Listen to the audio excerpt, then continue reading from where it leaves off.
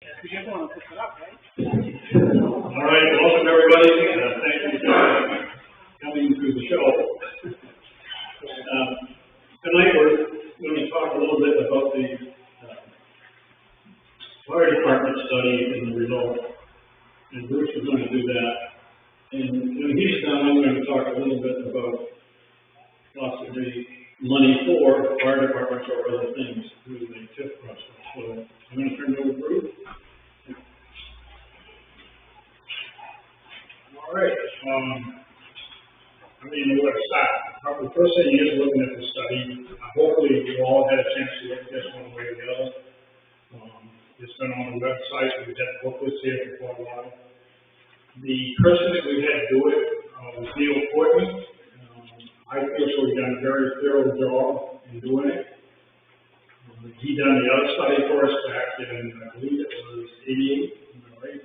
Somewhere 88, 89, somewhere around there. He done that study. And surprisingly enough, looking back at the study when I started doing this, we had covered most of the goals that was asked back then, most of them, yeah. So, this study, if you look at it, has pretty much condemned two of the buildings and possibly the other. And the two buildings condemned due to the size, and so close to the road, property, room for improvement, which would be east and west. We own just postage stamps, basically own both buildings. In the north end, we don't own that, we are leasing it from $1. And technically, push comes to shove, I don't think we could be doing that legally if we get caught doing it. We are paying a person the insurance, right, well, and everything else on this building, which is his. And technically, the town should not be caught in something like that. But that is part of MMA and all that. And with the study, it got into talking about manpower, truck assignments, and a lot of that goes hand in hand.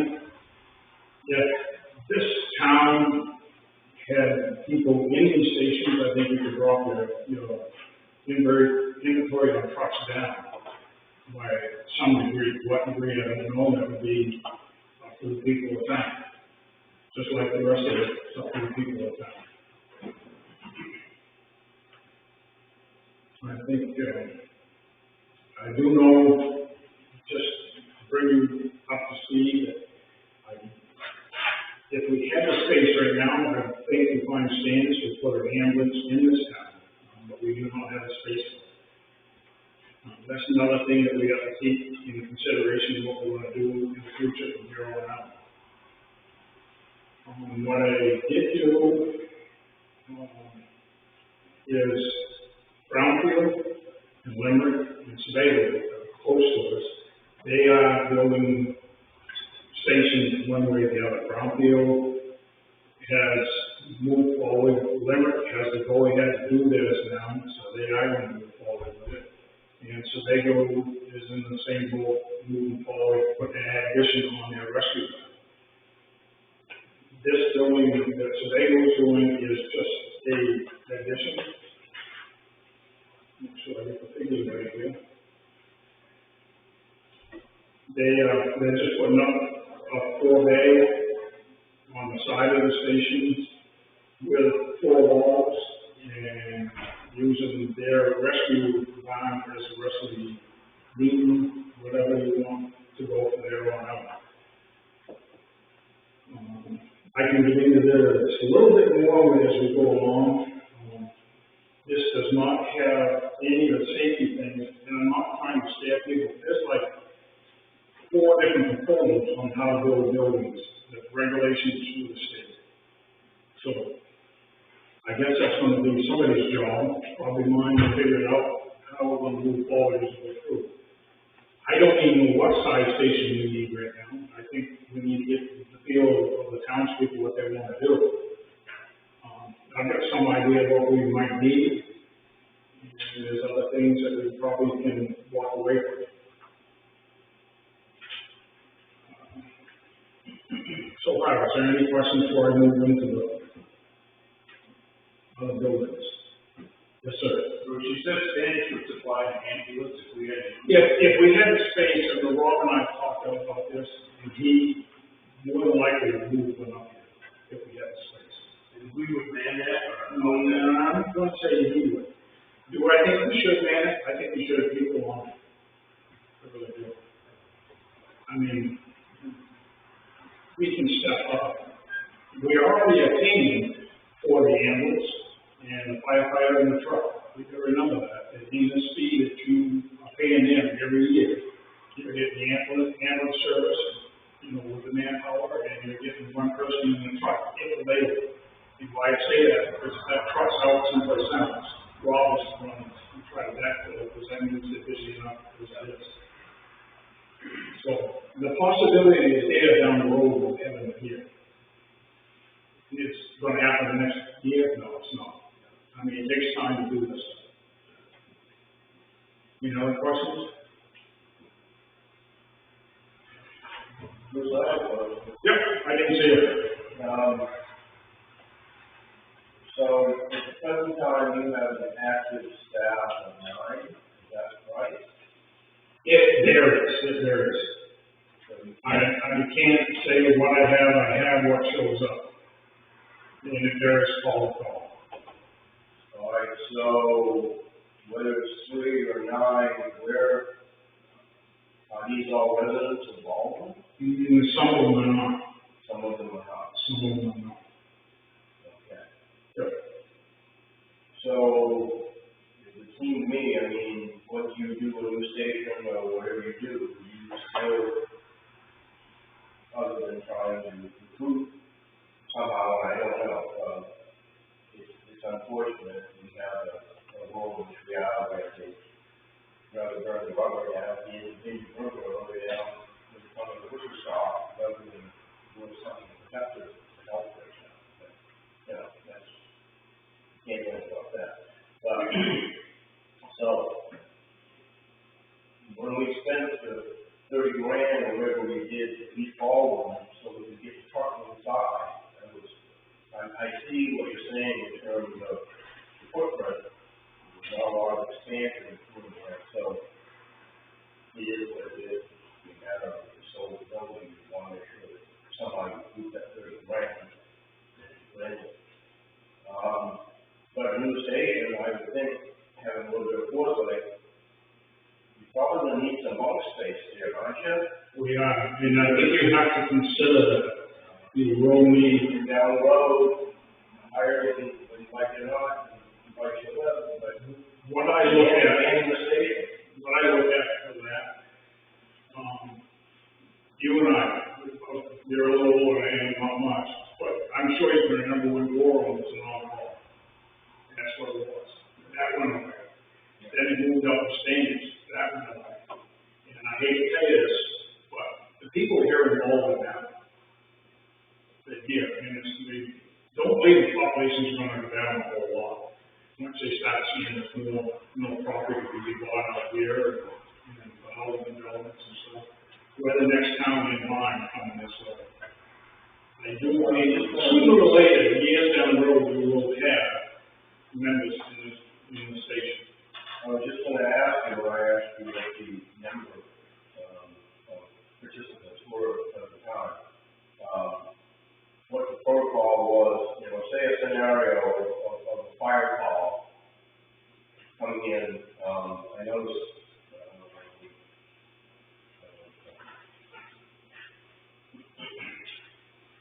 Okay, so it looks like last year, accidents, I was in auto accidents, 36. Probably, whatever's in the book, I don't have in front of me, I'll take it with me. Is that predominantly on 113? Yes. Okay, so unfortunately, we have a situation where, like I said, trying to come off the ground, you have so many New Hampshire cars that think that this is an interstate, you know, another 2-lane highway, and all of a sudden, you know, they're giving you the finger, they're doing whatever, but wait a minute. I mean, the turn, they can tell you that there's something coming up, but when they're banging at 70 or 80 miles an hour, they come around the corner, and here I am, I look, I pull up, here they are. Yeah. So, you know. It's, 55, I think, go high to this, and sooner or later it'll be wrong, because I believe that's done, it's like number of the time, I think it's by the number of driveways, right? That's simple. So now, using the scenario, if there, you get an accident or a fire call, and in the radio, how do you dispatch what you have, or do you just wait to see who shows up at the scene? A lot of times, what will happen, I can say like yesterday's call, it was up here in Rocky Down, that automatically, Spanish rescue was called, and we was called for it. And the media went out, all I have to do is get on the radio and copy your lunch. Going in that direction. If there's a structure fire or something like that, there's the closest town is automatically already dispatched. And part of the study, if you look at it, we need to go through and revise this call we had one guys. So that we know we've got more people coming than what we had in the past. We're not the only towns, I mean, all the surrounding towns around us in the same boat. So we already have mutual aid agreements in place for our surrounding. We do have, but they need to be updated, what's coming, and all that. Yes. We do, and that's why we need to redo them. So I was noticing with the mileage stuff, Canterville wasn't included in there. What was it? The mileage, Canterville, That's true, and that has to, that has been brought up with me. In that run past Canterville should be Sebago, Hiram, even before work. Because it's gonna take us a while to get there and some of that. yes. Should it be called? Yes. And that's part of the run card seeing what's going on. There. Well, the only other thing that I read that, and I'm not being flip about it, I'm just, you know, so Smile was talking about some options and alternatives, saying if you discontinue what's all the others and draw on Highland or Cornish, and they thought mutual aid was good, they'd like to see automatic aid. Well, and he's sitting down at the table and making sure that the residents of these towns, that there's a cost associated with every time, not just coming mutual aid. Every single time they show up and we correspond with whether it's I-2 or 3 that we can. Right now, what happens with the cost, I'm not sure how realistic that is. I'm just sorry, now the cost is, we work on, we don't charge, if they don't give, they don't charge. That may change, but I don't believe it's going to right off, it's going to be down the road if that happens. Kind of, I'm just trying to think of the right cards, get back to that for a second, kind of have to be redone, all right? Because of the situation that we had, and we need to know that we have somebody coming, and if they're not coming, and dispatch doesn't hear anything, they need to be calling the second group. Don't wait for somebody to get there and say, oh, crap, you know, we need help. We need this, and that's where the automatic, and with these, a lot of times, Alan way back, had a stack of papers going all the way to Stowe and I don't know how far south, of right cards, and that was signed. But I do believe, and what Neil was saying, we need to do the same thing. We need to talk to our surrounding towns and thrash out with this, and this has to be done within the department. Get these right cards updated and signed by their selectmen and non-selectmen and all that, just from the legal point of view.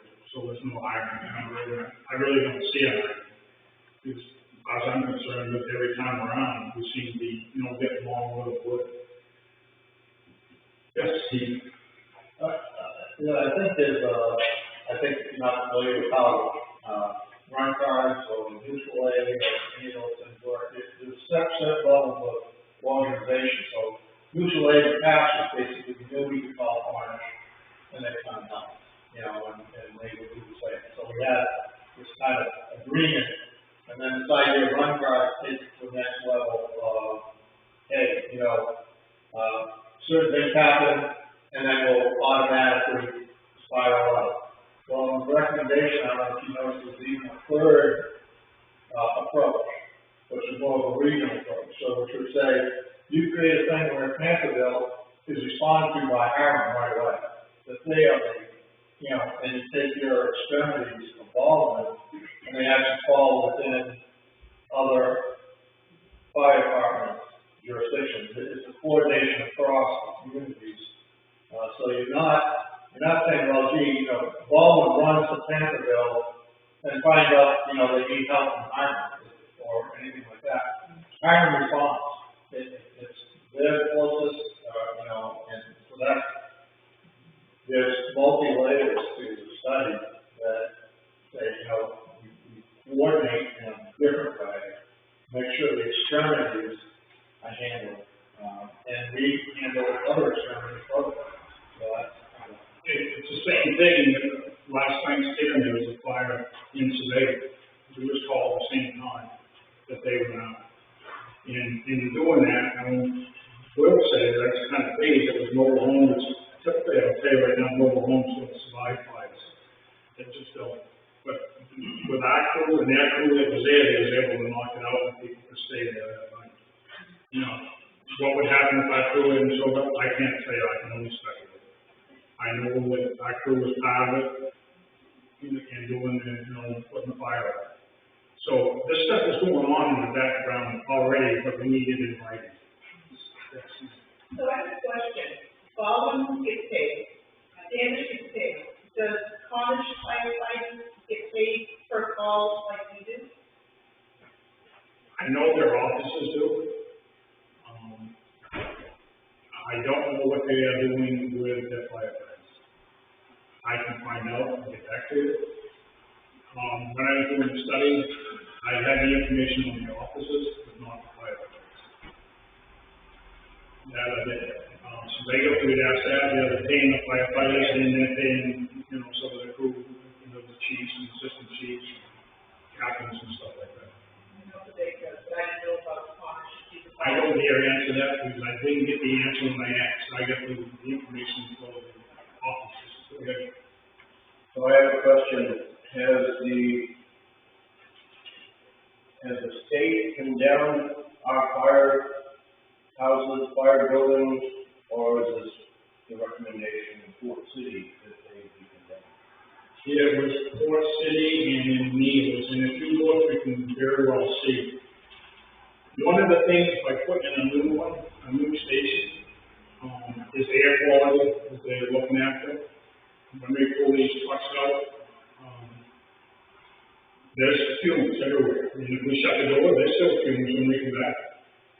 And that is something that can't happen anymore. And when we're building the station, you have to take that into consideration. And I deeply suggest that we do because I don't want my guys coming down with cancer. And I think you kind of have to look at this, that angle a little bit. There was nothing to, Mary will know, you'll know that there was nothing to take your gear home and throw it in the closet or throw it, you know, somewhere. Well, that stuff is loaded with carcinogenics from these building fires. Building fires are different today with all the plastics and things like that compared to what it was back in the 50s and 60s and the 70s we started getting plastics. I don't want my guys taking this stuff back home. They need to stay at that station. When they go home, they need to be clean to do it. There's no need of taking this stuff back, you know, home. So your office is here. Does your office stay here, or if you go to new one, your office to? I would assume you would want to be with the station. That was something on my point, but that's, who knows? There's so many ifs in this from here on out that makes me nervous coming here with a meeting when Bob told me it was going to be tonight. And then Bob, remember, I told you I want to be ready until November. But here I am. We'll force through this one way or the other. I feel sure it's something that has to be addressed. How we get there, I have no idea right now. I'm willing to work with anyone to get it moving forward. So is there property for these buildings already? Is there rebuilt, or was that something that needs to be purchased? That needs to be looked at. There is property here along this or up to Freeman, top of the hill, that we could do something. And I look at the top of the hill, that's even better, because we don't own it. I don't know how many folks have had a chance to read the report, but, would it make sense to start with the recommendations and just run through those, so maybe that would answer one question? You realize how many recommendations here?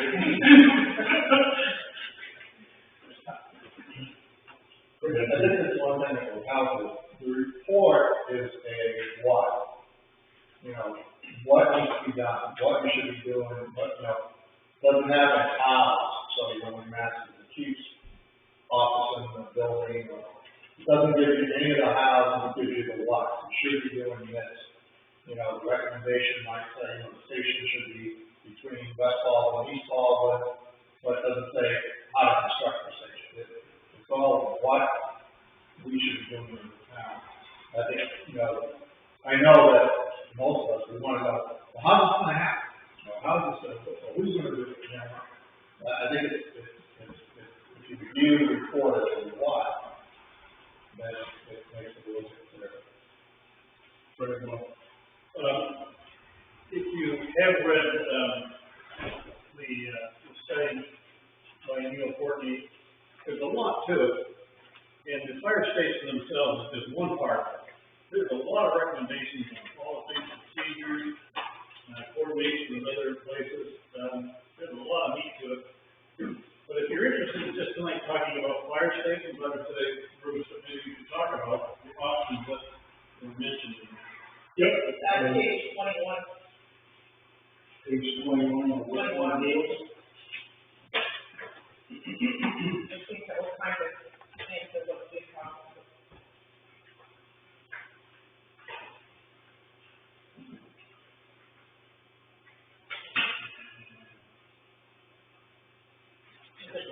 That's a very bottom. Can you tell me what it says on it, briefly? Because I have a draft, I don't have the version. The purpose of reviewing the distances between fire stations, to include those in neighboring communities, is to portray the benefits that the electric distribution stations provide to the entire region and not just the individual communities.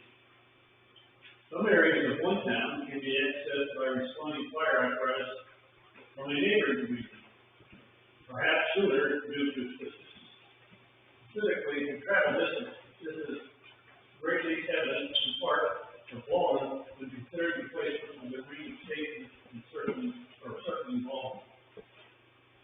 Now, when the ISO reviews the fire suppression capabilities of the community, the location and relationship among those fire departments can be beneficial with regard to setting fire insurance premiums, providing the work in collusion with one another.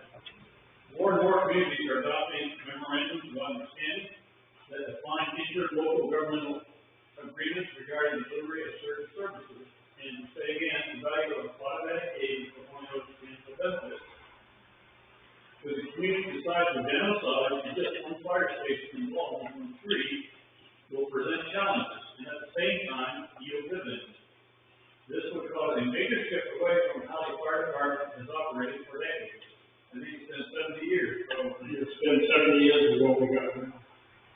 we've been working on this same arena. It will take careful planning and buy-in from the firefighters themselves and from all the citizens alike. And then we get into three options. You want me to go through for you? Well, the first option was already passed a couple of days ago, actually. Yeah, first option, then you have the, keep going, right there. Option one. With the construction of a new facility, it would be vitally important to enhance the relationship between all the on-call and volunteer fire departments that surround the hall. Nationally, many small to medium-sized departments are experiencing a major decline in recruiting and retaining capable, qualified, and available personnel in sufficient numbers who can safely and effectively execute the role of firefighter. This phenomenon has required authorities, risk managers, to revamp their employment strategy by enlisting other fire departments. The recommendation to have just one centralized fire station involved would be predicated on the opportunity to expand the relationship among the region's fire departments by embracing a very definitive automatic aid response program, as recapitulated throughout this report. The town of Orange, Hiram, and Sebago would respond to fire calls in Baldwin at the absolute same time. The Baldwin Fire Department would be dispatched. To reiterate, the purpose of dispatching multiple fire companies is in unison in reaction to the diminishing number of qualified firefighters. Furthermore, this initiative would be a major step towards meeting certain ISO criteria and FDA standards and industry best practices, all in an effort to achieve efficient and effective use of limited resources. Shutting down all three fire stations and building one new one may leave citizens apprehensive, believing their level of fire protection may be somewhat compromised. The concern could be eased by enlisting Sebago, Hiram, and Cornish Fire Departments as well as part of the response plan to incidents throughout Baldwin. This is not an unfamiliar arrangement. For Baldwin, as the town has such a relationship with Stanley. In addition to the ambulance service provided by Stanley, the agreement that Stanley's fire apparatus responding to Baldwin on any initial fire call as well. Furthermore, the location of the staff's Steep Falls Fire Station is of tremendous importance to Baldwin's fire protection needs, and adds an additional layer of service capacity to the town without Baldwin having to expand its department. It goes on pretty much about the same thing. So that's the rationale for option one, which is to build one central fire station. And option two is to build two blend new with old approach. The town would construct a centralized fire station and retain the North Baldwin station. This recommendation would have a new facility built somewhere along Route 13 that would allow for the merging of both personnel and capital assets from the east and west station. Although the North Baldwin Fire Station is located in lacks features found in new facilities, the town may want to continue operating a single engine plant. This consideration would in effect act as a placeholder as the town pairs the number of fire stations and builds one new one. Over the course of several years in the future, the town could gauge the effectiveness and the need of retaining, improving, replacing, or decommissioning the fire station in this section of town, which would become evidential. And then option three, an ideal approach, the town would construct two new buildings and close all three of the old ones.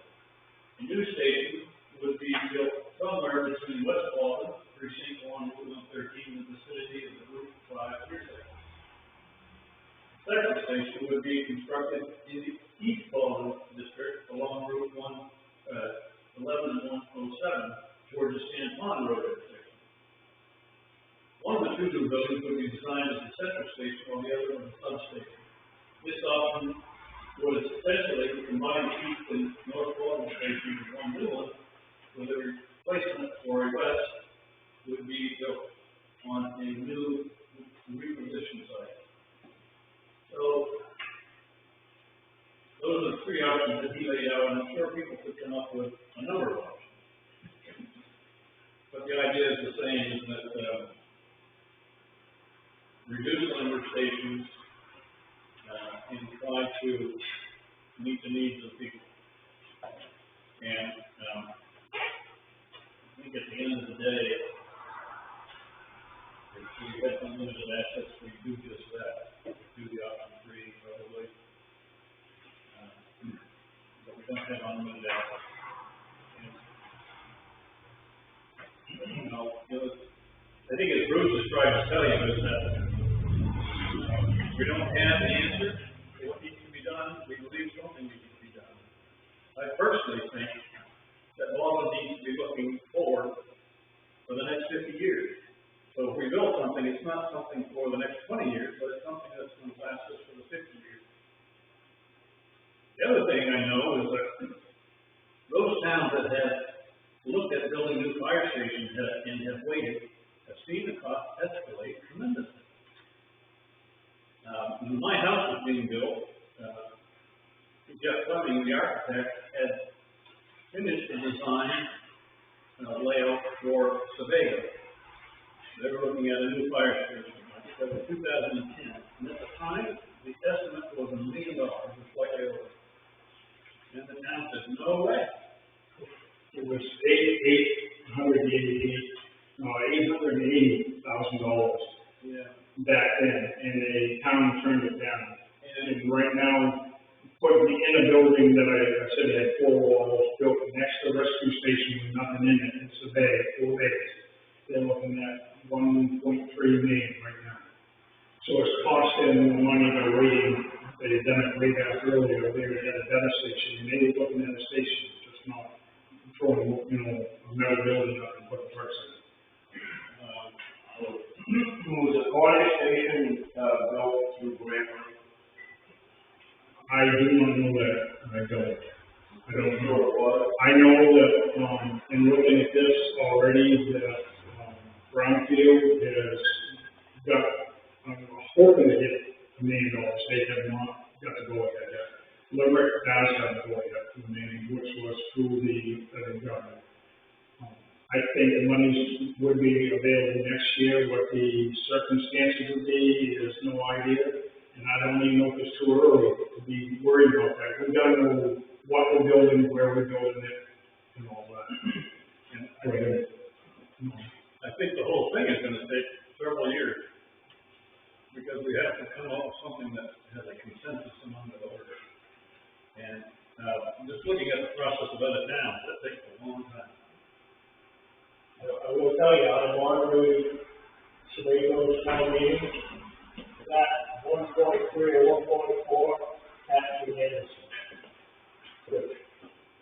Who was up there? it's a lot of money, I know it is, but, It's just money. like, One of the things I wanted to bring up, it was a monkey wrench that I noticed while reading through the report. I believe our homeowners insurance rate is partly predicated on how far we are from the fire hydrant and how close we are to either a pressurized or a dry hydrant water. And but whatever we do is gonna mess with somebody, and it might be better for somebody else. It's something to think about and how saleable the plan is. I don't know if it's a dime or a dollar on your insurance, if it's over $1. I wish I could get that answer. I tried that ISO a number of times trying to get the answer, but I haven't been able to. I know if you have a station in this man, I'm going to tell you, your insurance rate is going to drop a lot. Hell yeah. If you have a station in Nottingham, it's going to drop.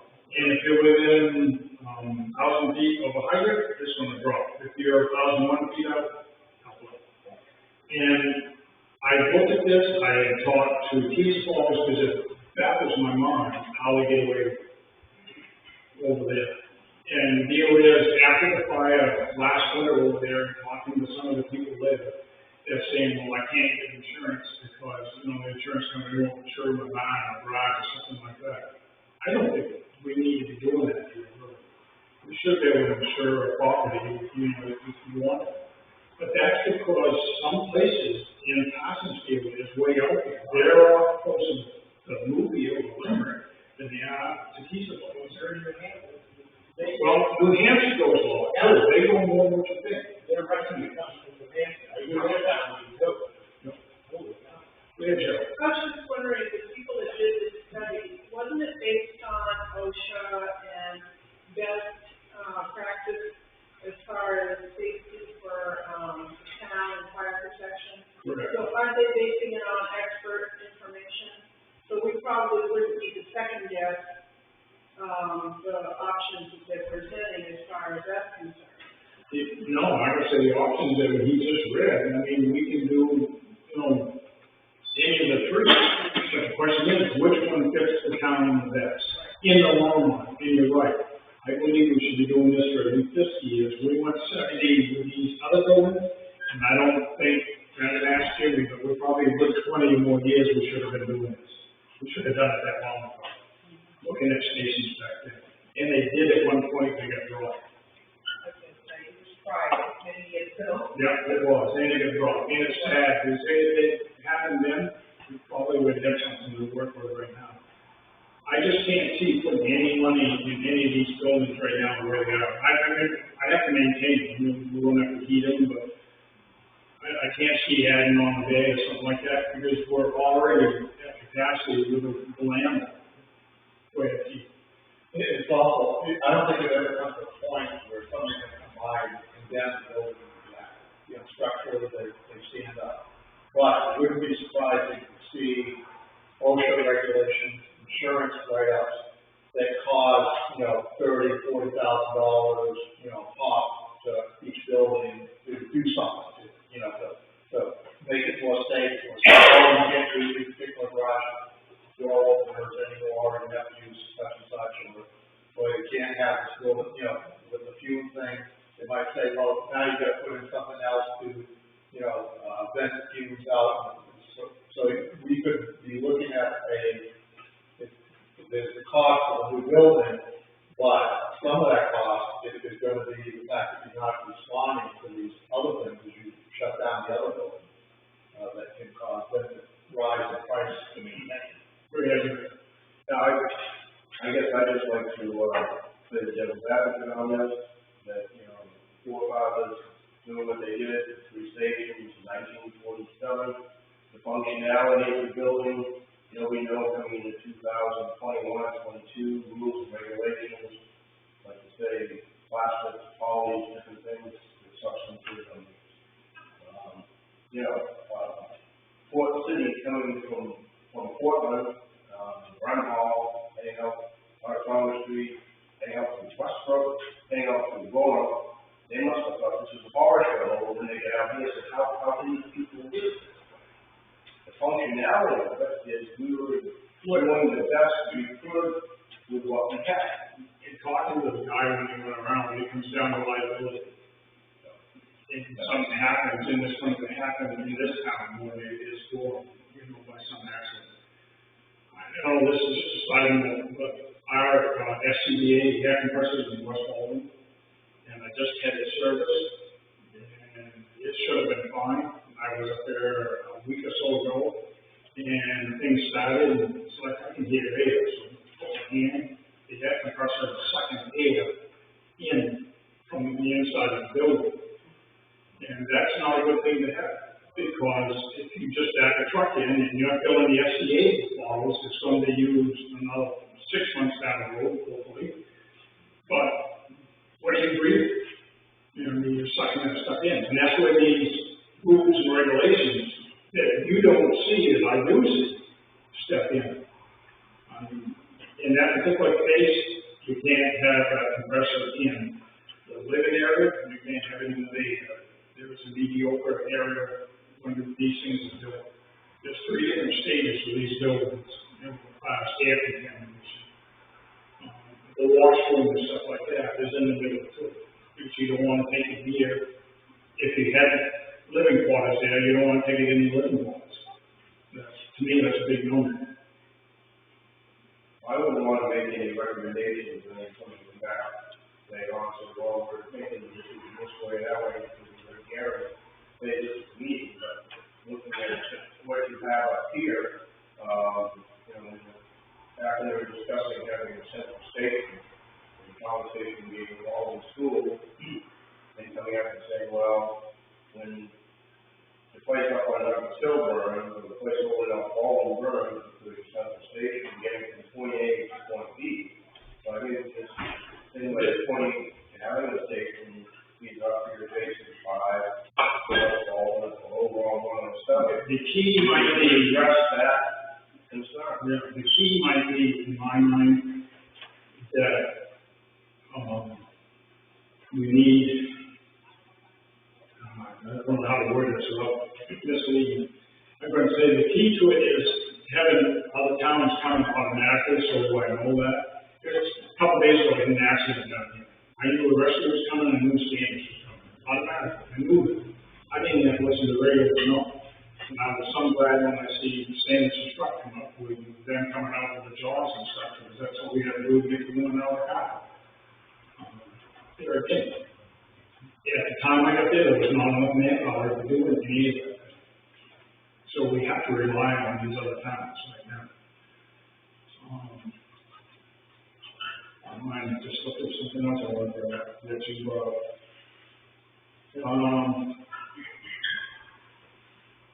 I still think, when he was talking, we'll let you know, we had a meeting with the firefighters, and some of them said, and their thought was that you're better off to have one station versus 2 or 3. The one station being somewhere right in this area on this corridor.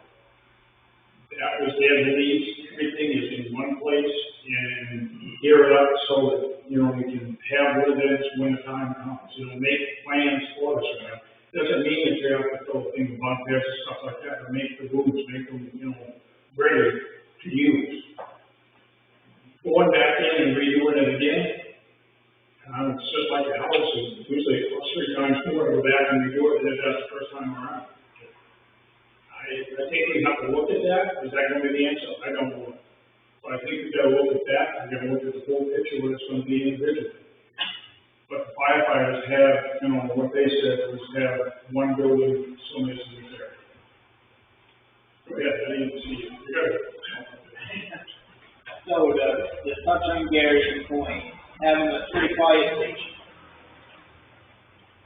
20 years ago, Gary, it was perfect. We had the manpower. Today, during the day, we got what? 3 guys, 4 guys?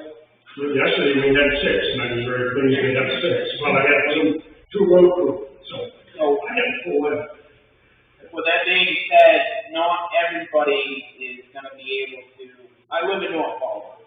So if I'm over in West Baldwin at a buddy's house, I'm not going all the way to North Baldwin to grab a truck. Even though it's on the run card, I'm going to stop at the firehouse and I'm going to grab a truck. No matter if it calls in North Baldwin. And anybody's going to do the same. We're all going to go to the closest firehouse that we're at. So with having one single fire station, the chances of being able to roll out the equipment that is needed would be a great asset. Plus on top of having, thinking about heating 3 fire stations versus 1. I know North Baldwin, when DOS came through, the time of the later, we had to shut the upstairs off. I mean, couldn't use it. Padlock on the door. Because it's unfit. It's the same with West Wood, the fire state was not engineered, so we wouldn't allow anyone upstairs. So the upstairs in both these buildings are locked up, so you can't get in. So there's just the thought process of 20 years ago when we had 40 guys on the roster to today's standards that you're lucky if I've been on a call with Bruce and there's only 2 of us. That's right. I was thinking the same thing, here a couple times last winter by myself out there. So you're going to go for the closest truck, and with that being said, you've got so many trucks, and the trucks can only hold so much equipment. So the job of life on each Baldwin truck. You have a car actor, you have to make sure that truck goes. I have phone capability on the truck in North Baldwin, so if there's a structure fire, I try to make sure that truck goes. Once we need water, then I'll skip over the truck and I'll go grab a tank truck, which is also that needs water. So things are so hectic because we have things spread out with such a small crew. And right now, I don't see the membership coming up for a while. No, I had a conversation with an individual with regards to, obviously, we talk about hay. Yeah. And I was surprised that he bought his hay. And he said, well, at this point in my life, I have more money than I do time. So, the individuals in the town, if they can't take the time to become, I was in it for 30 years. I did breathing apparatus, I drove the truck, hit 65, I was, I don't know if I want to linear that apparatus on. And so I stepped away and others would step up, but they haven't. So there you have it, is that if they don't want to do it and they're willing to pay somebody else to do it, then don't complain. You see people standing around in front of the firehouse waiting for a fire. You don't want to be there, so somebody's going to get paid to do it. fire service has changed. I know you talk about fires, it isn't just that. I mean, you got your cataracts, and we're doing more lift systems, stuff like that, than we did just a few years ago. We direct traffic, which technically should be somebody else. What do you do when you get to, just, you know, I know sometimes we cause a chaos too, but I mean, it could be chaos. Go ahead. My thought is, it's just my personal thought, if you combine east and west and head down this area somewhere, not have their own station built, at least not Sullivan still has their coverage up there on the hill instead of being looked at that, you know, staying further away. In the study, if you look at it, north is covered through state of Mud City. It's almost as close, and that's what the numbers are, but it is pretty close to Mud City to what East Falls is. What happens if they are in the fall? It's no different what happens where. I mean, that's a double advocate, I know that. But we have to rely on each other, surrounding towns. We just can't ignore it and say we're going to do this and do it ourselves. I don't want that. We're better than that. I mean, if Cornish wants something, we're going to take it in a way. There's times that, I don't know, you probably wonder how it might be going. We don't get a call, we're all during the night, you know, structure fire or something. We start headed, you know, to the station. No one's probably coming out there. We're at a tanker and an engine, whatever they want. We're listening to this stuff all the time. So, I'm not trying to down what you just said, but it's realistic. It's realistically what it is. You know. I don't think we're gonna come up with the answer tonight. And, but I think the thing we have to keep in the back of our mind is that there's more than just buildings for fire department. There's equipment as well. And, I think we're looking at the need for another truck soon, right? Yep, a few years. Yeah, but money away now. Part of this idea of consolidating into one is reducing the number of trucks we have to buy over time. I don't know what the answer is, but we're gonna very quickly run up against budget issues. And that's what I want to talk about. I don't know if you're ready. You're saying I've been up there long enough? You're saying I've been up there long enough? I think we hit the high point. Yeah. And the whole idea is to get your updating and the townspeople talking about it. We can't, Selectmen can't move forward, and I can't move forward without consensus of the town. And I think it's very important that we listen to what you have to say. If you ever have any questions, and stop by during the day, come here. And I'm more than willing to listen and explain our side of it right at the moment, not saying it's right. But we do need to move forward, and we know we're in trouble for the buildings and fire equipment and stuff like this. And the next thing is, what level do we do? Do we just do a little bit, or do we just move forward for the next 50 years or more? And that's what I would like to see, is at least 50 years out of this, if not more. Cheryl? I want to thank you and all who participated in gathering information for this study, because I know it was huge man hours. I know they asked for a lot of documentation, and just to be able to get the information together so that we have a place to start, I think it's a huge step. So thanks. I never noticed that.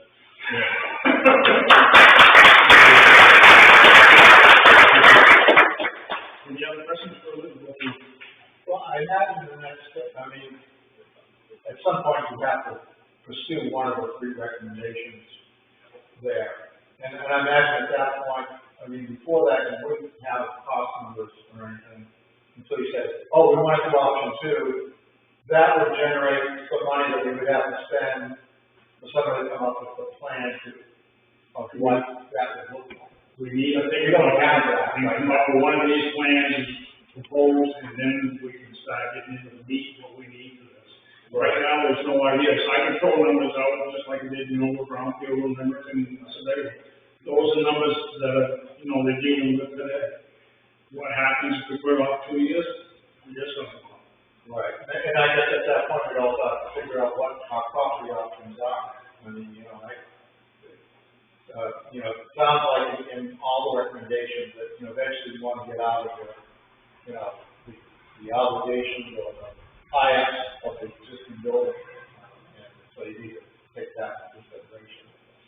But I think, what people are probably looking for that next step is, well, where's the proposal for one of the recommendations? And I think the town has to decide, yes, let's pursue recommendation 2, or recommendation 1, or recommendation 3. And then that would generate somebody coming back and paying for the plan. Yeah, all we have now is an idea that we need to do something. To go the next step, it requires some money. We need to identify what we think we want to build, and we need somebody to lay the scope out for us and give us some kind of programming number for it. And we have to look at the town and how can we afford it, how would we go about paying for it. Where are we going to build it? Are we going to use it on existing town-owned land? That we know there is some, if it's relatively good, but it's not. Do we have to acquire land? There are a number of questions, and almost every one of them has cost tied to it. And that's what I want to talk to you a little bit about. I don't want anybody to think that they have to make a decision right now as to which way to go, but a few weeks ago we talked about the tips for the West Baldwin solar station over on the north side of town. And I went through a discussion of what a tip was. That is the way for the town to shield the tax dollars to ensure that we get to keep the tax dollars here.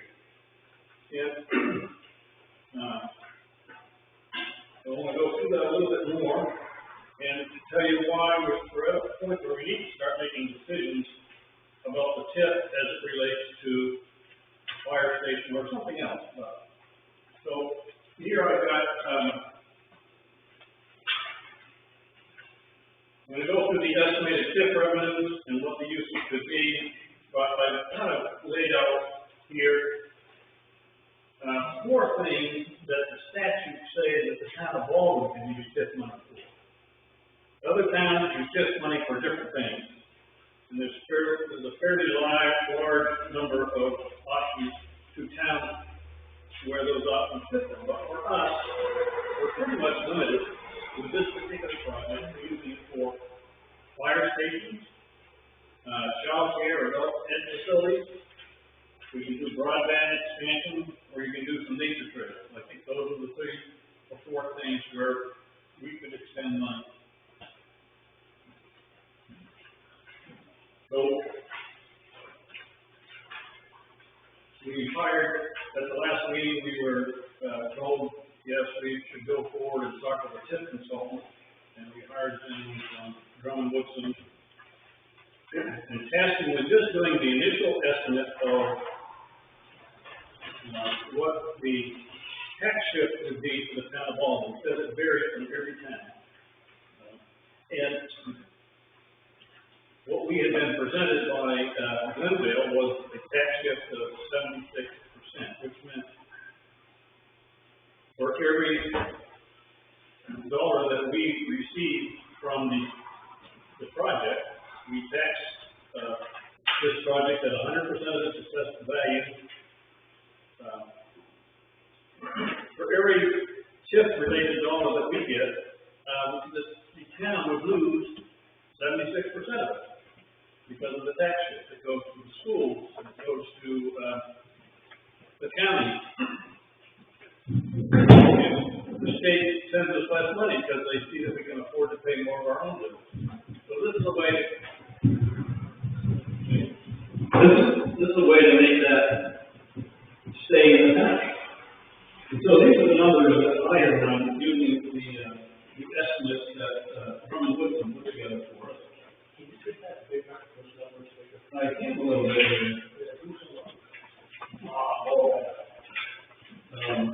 Let me see if I can slide over. So, Glendale ran numbers for us, and they used a mill rate of 14.58, which we haven't seen that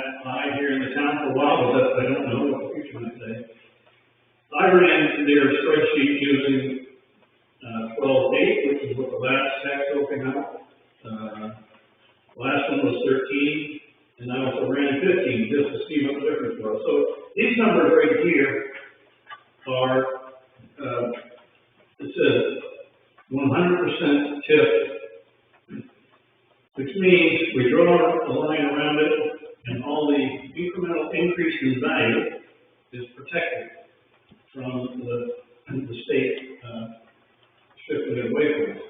It says that I'm going to use the 1458 number, that we would shield $2 million. Now, if we didn't do a TIF,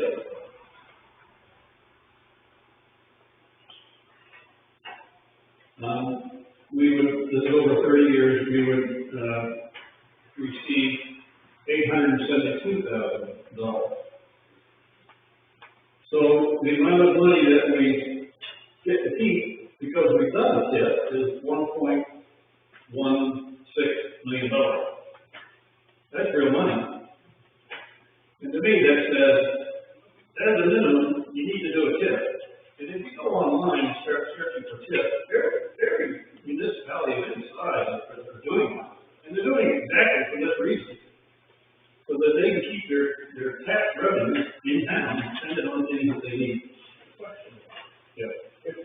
In your example, if we get, what is it, 1.16 million, how much does Glendale save? This is not that says that Glendale is not involved. I'm just talking about the TIF, which is, we draw a line around it, and we keep all the tax dollars. Giving them some money is another issue. We'll get to that a little bit later, but at this point, I'm just talking about, these are the numbers that the town gets to keep, in this scenario. We're not giving Glendale a rebate. So if the statements of that, in terms of revenue sharing, does that go away because we have to TIF? Yeah, it doesn't get with that. It doesn't, that number doesn't add to our, state evaluation. And as a result, the county doesn't get at it, schools don't get at it, it's protected. It's invisible to the state in their record. Bob, and you also mentioned how it could go into a fund. It's not, that TIF money wouldn't have to be used right away. It could go into a reserve account. We'll get to that, and, so, you asked about, what is, Glendale get?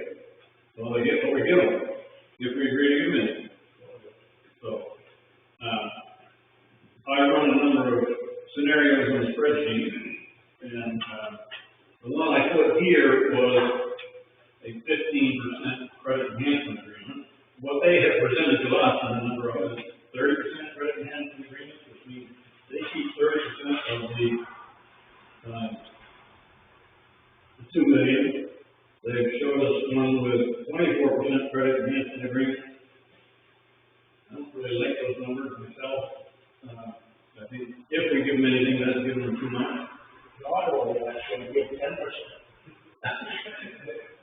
Well, what I did was I looked at one of their earlier briefs, and they said that the budget that they gave to the state when they bid to provide electricity from these farms was about 1.5 million, is what they budgeted to pay taxes to the town. And at 15%,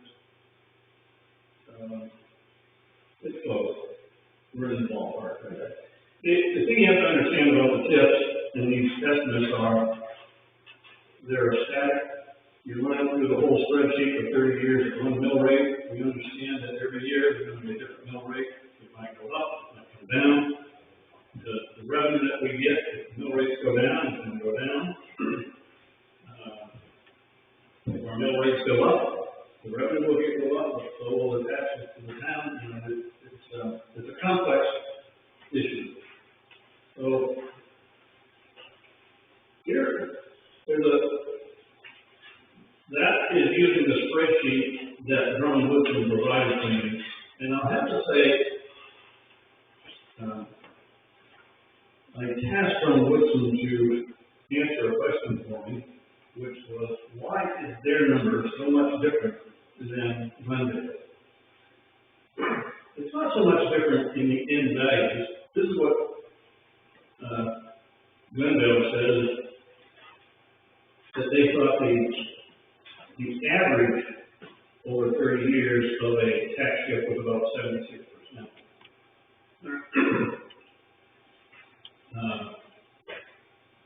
But I'll show you in a minute, one of their presentations that had me really scratching my head. But they said a net increase to us with a tip would be about 1.5 million, so it's a little bit more. With no tip, we would get just under $500,000 to keep. Let me see if I can. This is a presentation from 12 May last year. And it's hard to see because I didn't have the color copy that I had is kind of runs up with my notes on it. But this is kind of a net revenue to Baldwin, and I'm going to get directly to the second page here. And I don't know if I can increase this enough to show you what's going on. But you get over here to the right-hand side, and this is where they talk about net revenue to the town of Baldwin. In the first 3 years, we get sizable paychecks on, this is with no tip. We would get sizable paychecks. By the way, Glendale will get nothing with no tip. This is just Baldwin. But very immediately in the fourth year, it drops down tremendously. And then you get out here, starting at 10 year, we're actually going in the negative. We have to start paying. And it really doesn't come out of the hole when you get around 15, 16 years. I have tasked our consultant to tell me whether this is fact or fiction. And this is what it looks like, is that because the state does a 3-year look back, I think, is the time it takes to figure the number, you're actually working on this year, they're making an evaluation based on about 3 years ago. And when you add a big, sizable, investment to the town, you get to collect the taxes right away, a little bit of a penalty, but then I think what this shows is they're gonna hit you hard, because you're gonna start collecting it at a lower rate, but you're gonna be hit at this rate. So, with the tax shift. I don't know. I do know that the company that came up with this curve is not Drummond Woodson, and Drummond Woodson has done a lot of them for the state's applications. So I'm still waiting. But I guess what the bottom line of this is that if that is the situation, you want the tip. We don't want to get in a situation where we're assessing our own people to pay a bill for the tax. We don't want to be in this area. I pay more for my house than some of those annual payments are.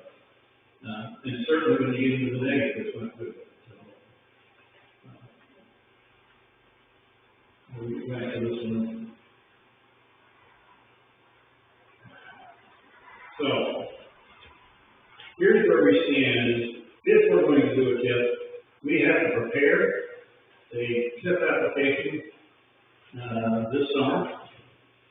We need to go through a town meeting process to get it approved by the voters.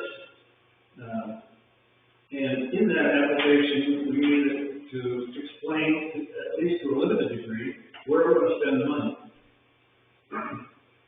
And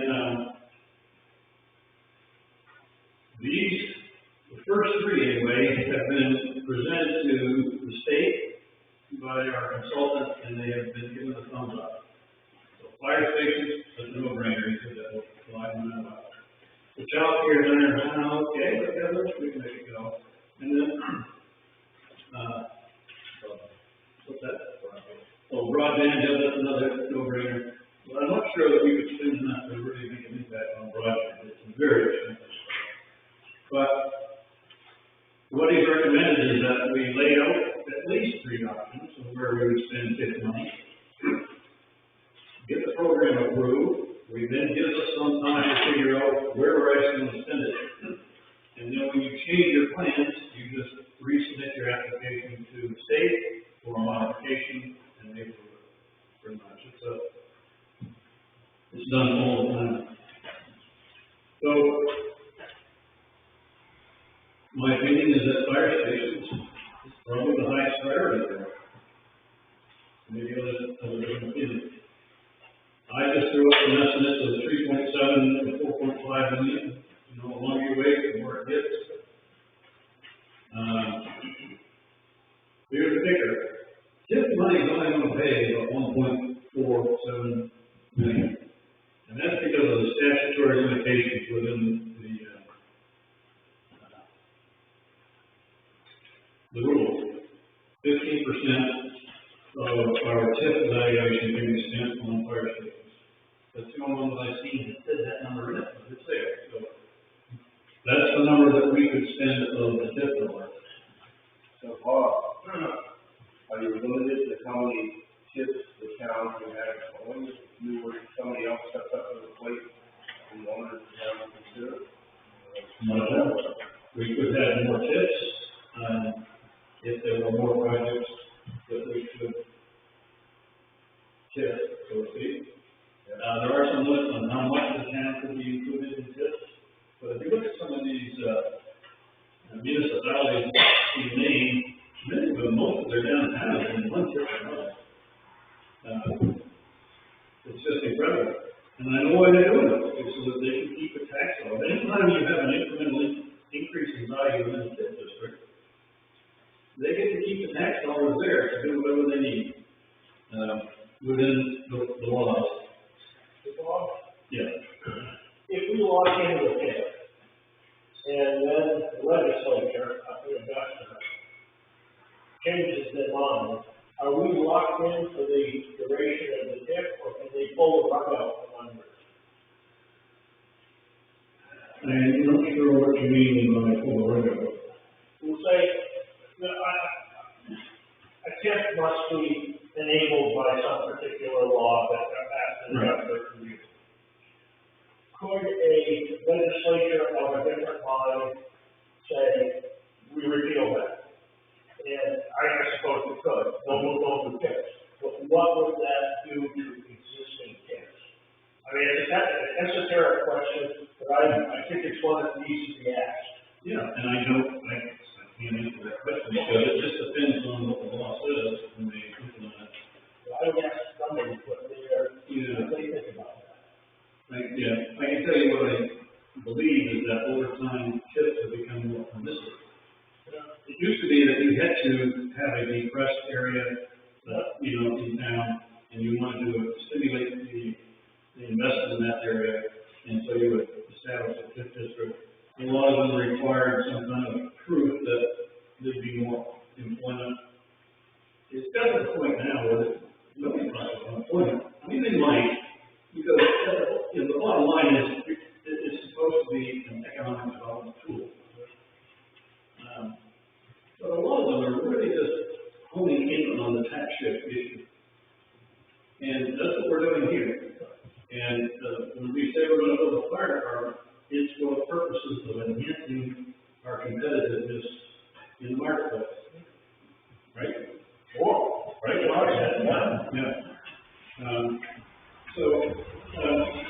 What I think is, I don't know, and I don't know, Colonel Woodson would answer that, but I think what we've seen is this being allowed, that right here, the fire station was put into law, I think, just a year ago. Whereas before that wasn't an option. I don't know if you went to the selectmen's meeting, I told Dave employees, I don't like this program. There's nothing in it for us. Yeah. And then I looked at it again, and the law didn't change. I said, oh, okay, maybe we look again. My concern is that if the economy gets tough and the state says, hey, we're giving away too much money to these towns. Let's start hauling some of this back in and, you know, once we get going, are we locked in and only the good guys are locked out? It's a question I'd like to be asked, and I know. Yeah, we can ask it, I don't know if we have an answer, because, but we can ask. Well, don't ask the politicians. We can ask it as well. Yeah. You know, I think probably the more pertinent question would be, what the policies on solar farms change?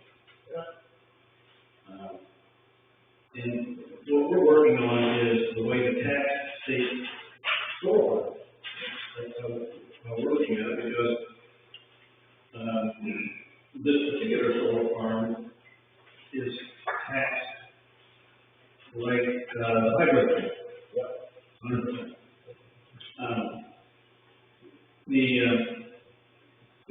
The other four solar farms that have been approved are under a different taxing regime. And they're not taxed by the town or the state, but the town gets a 50% rebate on the taxes that we do. So I wouldn't be surprised if those kind of things change over time. But right now, what we're betting on that we would be able to tax that under the tip with their use. So Bob, question, I'm not sure if it's the right question, but as you're talking about these tips, you get the 1.5 mil, or you get that all at once, or spread over a period? If you're trying to do your firehouse, how much are you gonna designate that for that? Do you have to stop part of the project until you get some more of the tip? I just don't understand that part. Yeah, well, I think that's what Robin was trying to get me to talk about before I was ready. So let's assume that we approve the tip and we've got these three projects that we say we're going to try to fund with the tip. There's not enough money there to fund them all. There's not enough money there to fund the firehouse. But what you can do is you can take your TIF money that you allocate toward firehouse and put it into a reserve account. And then the town would probably, if they decide to build a firehouse, probably have to have a general obligation bond. And then you can use the TIF money to reduce the requirements of the bond and pay it off. At whatever rate you feel necessary. Quite honestly, yes, most of the money, if you look at the thing, is most of it comes right up at the front. And the solar farms depreciate at about 5% a year down to year 15, and then they stay pretty much stable for the rest of their life. That's 30%.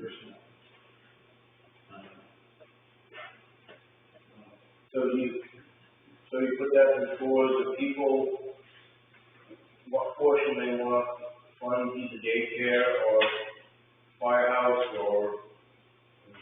What I would propose that, if we do go forward with the TIF application, which I think we should, is that we put some, placeholders in there. And based on what we think is available, and we know that we can't do all of them, so we're gonna have to go over here, go here. And, then, as we go forward with it, when we decide what we're going to do, whether we're going to try to rehab this building, the child care facility that we're talking about, or if we're going to build a fire station, we're going to save more money for that. That would be through an amendment to our TIF with the state, and then we would just solve the money away to the reserve accounts, and when we're ready, make payments on whatever it is. It's not going to be easy, because along with the TIF decision, there's going to be in the next couple of years some kind of real discussion about raising additional money. I did try to do an estimate, and I hate to say this stuff. It's gonna be expensive to build a firehouse. And if you, I looked at the spreadsheet and said, okay, what if we took all of the solar farm revenue, all of that bill, and we took all the solar farm revenue, and for the next 30 years, and dedicated that strictly to the fire, a new, fire station. There's still not enough. Let me see, I might be able to say something.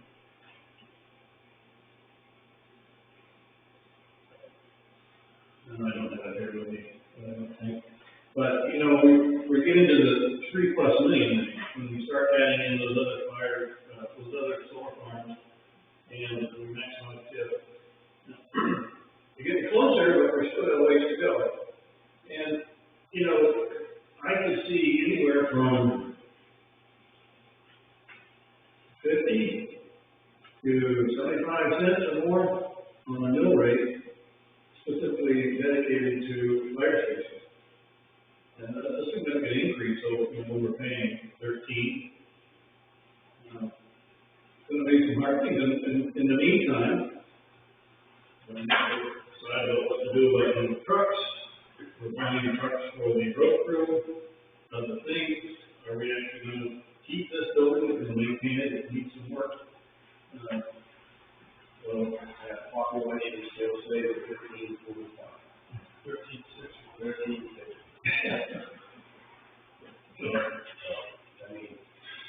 So what is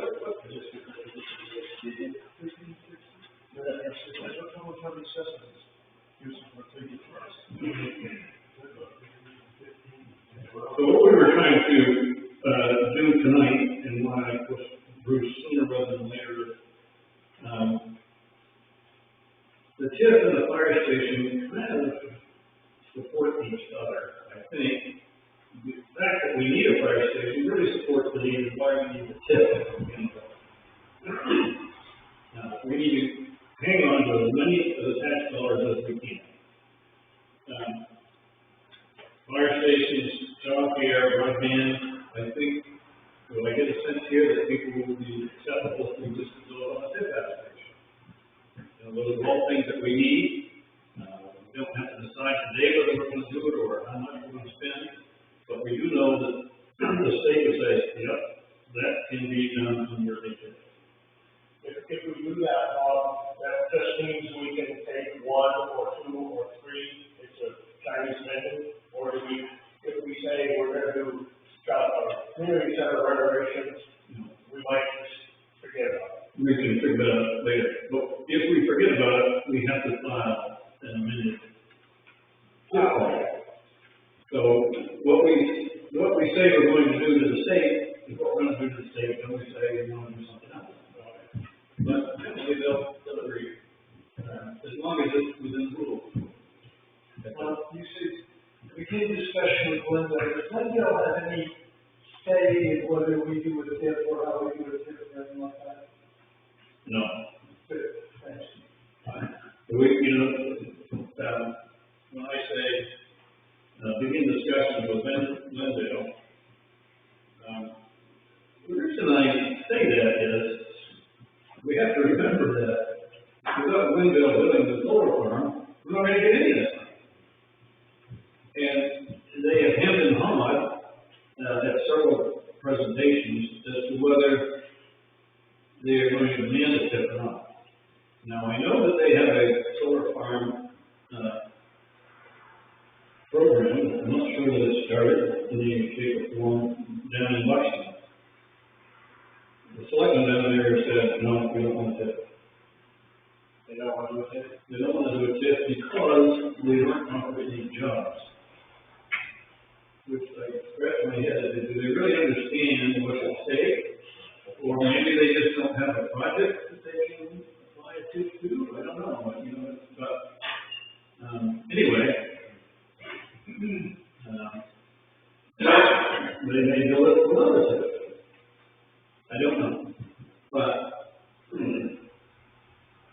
I would like to talk to them before we turn them off.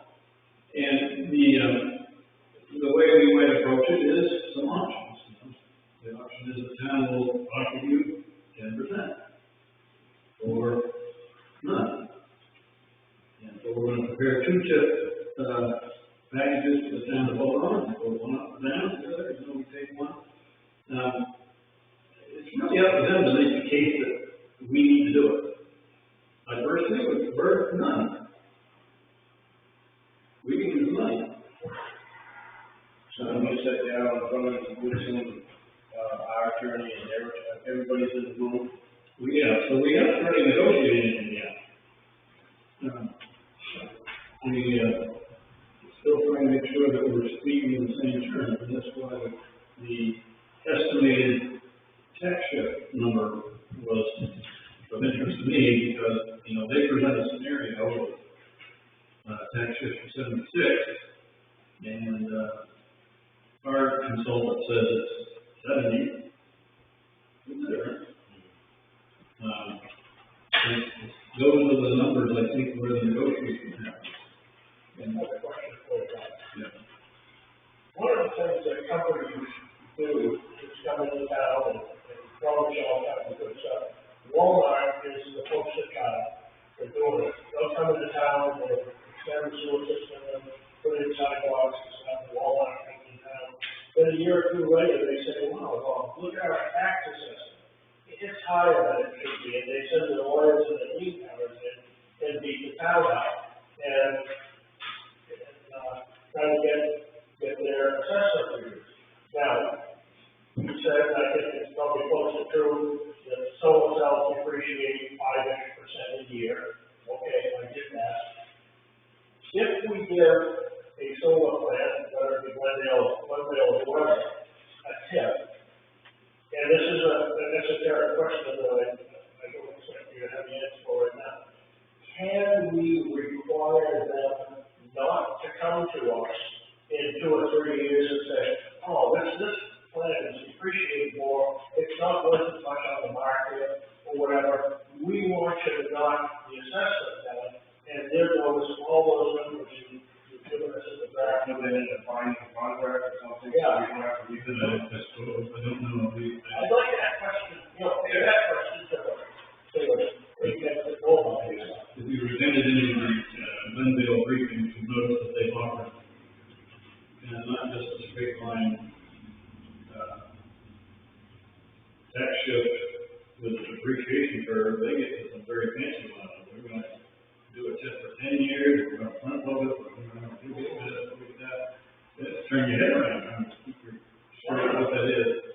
Quite honestly, I think the town would be the best thing if we just keep it very simple, because we need a bookkeeper that keeps the fifth book. And, puts the money in the right pocket, make sure that Glendale, if they do it right in the agreement, get to them the right credits. I think it's, but who knows, somebody might come up with a combination of things that, They got Boston lawyers, we just got local lawyers. yeah, so we've got that. Yeah. Keep their book. And they got me, I'm pretty simple, you know. Well, yeah, they're trying to profile us. I mean, any responsible businessman would try to beat up a little guy if he can. Yeah, try to get the best deal, I understand. So, yeah, I'll talk to, our consultant and see. I'm sure that these things are built in many various flavors. I think that you've heard Ben Thompson, who is our assessor, say, once you get out about 5 or 6 years on any of these assumptions, they start to get a little bit hairy because they're based on mill rates, they're based on assessment numbers that change over time. And the curve of depreciation, this seems to be pretty standard. But beyond that, I don't know if the assessments go up or down over time, but I do know that my assessment always goes up. So when you said this, Bob, this is what you're talking about, this is Baldwin and Hiram? So is Hiram gonna do it too? I don't think they are. But I don't know. In some ways, they have decided to do what Baldwin does. But it really doesn't depend on the Hiram Napa project. They put their 20% hit for us, so it is good.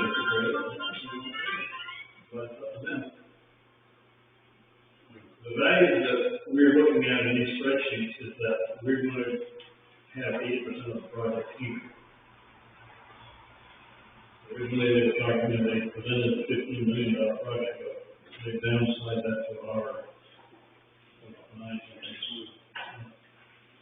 It's really up to the two environments to decide what they want to do in there. But they don't, what they do doesn't affect us. No. Yeah, sure. So just to answer the first question, is the town full support to exploration of consultants? I think if I have my information correct, I think in the past, maybe Baldwin's been overly generous to businesses to our detriment. I would just love to see anything that benefits the town of Baldwin. If it means going this route and it would benefit Baldwin, definitely. Okay, so I think my sense is that the people in the room here believe that we should do a test. In other words, keep the money here. So the next question is, then we kind of agreed on the projects. If we put them in a TIP plan and presented it at a town meeting, that it would be voted for. The next question, though, is what about the credit enhancement agreement? And what I said, I probably should talk to Glendale about it, try to negotiate a deal with us. And until they say we're not gonna do it without a tip, I would say we keep it to a very minimum. What that minimum is, I wouldn't say it's public. Because then you get into business sensitive information. You've seen what I put on this slide. I know what they have presented to us in the past, as to what they said they based their decisions in their bid when they put it to PUC. So, all right, Jim and White. The question is, that I was asked by the consultant is, are the selectmen behind it? TIP. In other words, are you, and you, I know I am, I'm advocating for it. I was on that before,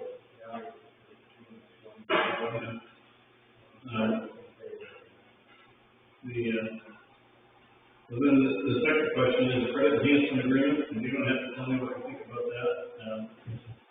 I personally don't like it, but I will assume that it might be something that we have to do to keep the project. I would not want to. I'm still going to the way it is on just to see what and put it in the agreement and not continue on. Yeah, I know people don't like to give tax rates to big companies. This is just like you and I talked about today. Everything we're talking about there is unreal numbers. You know, I mean, this could go away fast as snap your fingers. Right. And it goes away in another year or two, or $1 million or $1.5 million, or whatever it is that we hope to get from this project for fire departments will come out of taxpayer funds. And I hate to see that. All right, thank you. Any more questions? Well, I just wanted to reiterate and make a point that for those that may be listening, because we're taping the meeting for future watching, that the TIP options that we have, that road improvement, unfortunately, it's not one that's a big concern for everybody in town, whether it's dirt roads or paved roads. They would like to see any money or any revenue that we get go towards road improvement, but unfortunately, with TIP money, it's not something that can be applied in that area. So I just wanted to reiterate that for anybody that might listen or is looking down the road. It's a question that I have to answer on a regular basis in the office. So Yeah, and you're correct. For this TIP, right, we can't do road work. yeah, We could